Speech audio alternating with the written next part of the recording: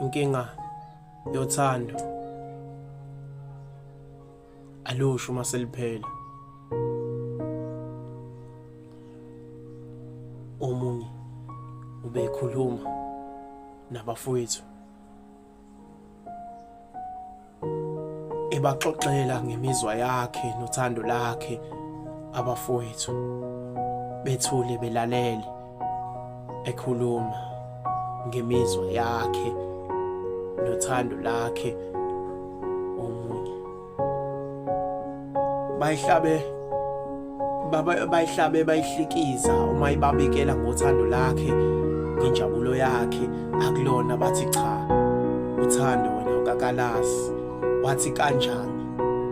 Ngoba mina unokumfonela phakathi namabili angitshela ukuthi uyangithanda, ufuna ngimthembe, elinye anokwenza. Uthe unokumtshena uthando lakhe indlela azizwa kahle ngayo, maqeda kunikeza imali wathi uyabona-ke nina ninjalo, nikwazi ukuthenga uthando ngemali kanti ngani uthando nina ningaliyekeli nizihlalele indima yalo. Wathi uthando lunjalo. Wathi cha, nina ninomona nje, nihlele umona. Bathi cha, wena ubokumbuze uma suthatha umakhala ekhukhwini wakhe ungene uphindelela, ungene uphuma kuma social media, uzothola ukuthi uthando kuwena unokulithenga ngemali. Wena awuboni, cha, uyaphika uthi nina ninomona, uyangithanda ngenhliziyo yakhe yonke. Bathi cha, enza njengoba sisho, uma uyabuya uzositshena akuphilanga mzuzu, isikhathi, insuku wakwenza lokho. Uma sekwenzile wanyamalala insuku cishe zabantathu, baze baya kwesakhe bayombheka, bathi sizombheka wakhe.